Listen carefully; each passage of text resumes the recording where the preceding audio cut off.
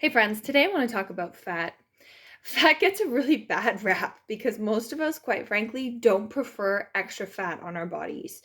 It changes how we feel about our body image and how we are able to wear clothes or what movements we may be able to do. And fat often is associated with negative feelings. But fat is actually incredibly crucial in the body. And if we can start to reshape our view on fat and acknowledge that it is necessary, but it also needs to be had in moderation, then we start to lose that emotional battle around fat. So let's talk about some of the things that fat is important for in the body. Number one is energy storage. Okay, fat serves as a concentrated form of energy storage in our body. And quite frankly, if we don't eat food and if we don't have some amount of fat in our diet, that is going to affect our energy. Okay. Number two is insulation and temperature regulation. Some people like to be warm, some people like to be cool. Our body fat content actually plays a huge role in our body's ability to properly regulate our body temperature. So if that's something you struggle with, then that's a reason why to appropriately eat fat within your diet and make sure that our body has fat on it. Number three, protection of organs. Fat actually plays a role in guarding the organs. It acts as a cushion and protecting us from injury, and especially vital organs such as our heart, our kidneys, and our liver. It's a shock absorber, and it helps to prevent damage to those areas. Number four is a really crucial one here, hormone production. Certain types of fat, particularly adipose tissue, are involved in hormone production and regulation. That's why when we have really big spikes of weight loss or addition of fat, weight gain, particularly fat gain, we can see that our hormone production and our hormone regulation can really go like this. Okay, so hormone production is super important. Cellular structure and function. Fat is a crucial component in our cell membranes. It's what holds them together. It keeps stability within our cells. It also is super important in cell signaling. So the internal functions of our body require fat. Next, absorption of fat-soluble vitamins. This is often overlooked.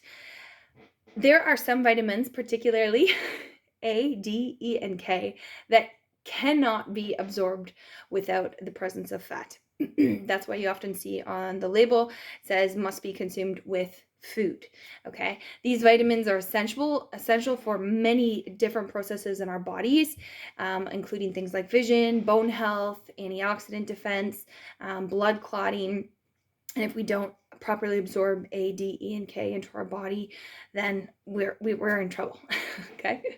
Number seven, brain health. Our brain's composed of about 60% fat. And dietary fat, the food that we take in through what we're eating, is essential for brain development and function. And these are where some of the things like omega-3 fatty acids in particular are super important with cognitive function, mood regulation, and overall brain health. And last but certainly not least, that we're going to talk about today is skin and hair health. Healthy fats, especially such as like omega-3s, omega-6 fatty acids, they contribute to the skin and hair health by maintaining hydration, elasticity, and integrity of the skin barrier. So, why do I tell you these things? Because if you are struggling with your weight and you are feeling incredibly upset about feeling fat, or overweight, or you're feeling poor about your personal body image, I want you to take a minute and I want you to start to take away the emotional pull that fat has and start to realize that fat is not inherently evil. Fat has a purpose.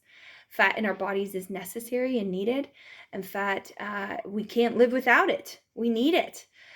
So it's important that we start to learn how much fat do we need to take in on a daily basis. What does that look like for you as an individual? What kinds of fats are we taking in regularly? Some fats, not all fats are created equal in terms of dietary fat.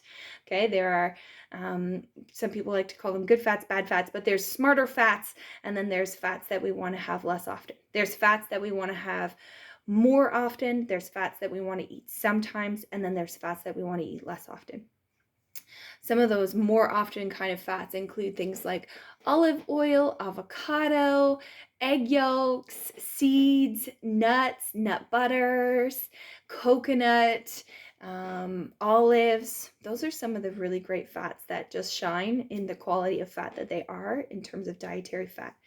So I challenge you this week as you're starting to think about fat, take a breath. Fat is not evil. Fat is necessary.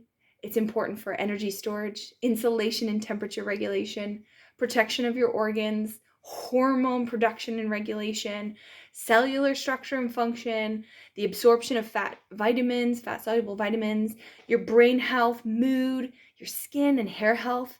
Fat is important and it's not evil. The important part here we need to understand is how much fat do we need to take in, and what kinds of fat are we taking in on a regular basis. Okay, in terms of dietary fat, things that we consider fat, so often things like butter, oil, nuts, seeds, right? We're talking about them. We want to eat them about the size amount of a thumb. For women, we start with at minimum about 3 servings a day. That's roughly 1 serving per meal. For men, we start anywhere from 3 to 6 servings a day. That's 1 to 2 servings per meal. And that is kind of our baseline. That's where we start. Okay. As your activity level goes up and your energy needs go up, that fat intake can increase.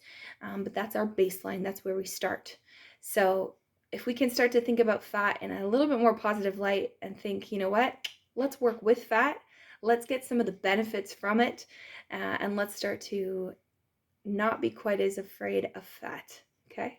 That's what we're learning about this week.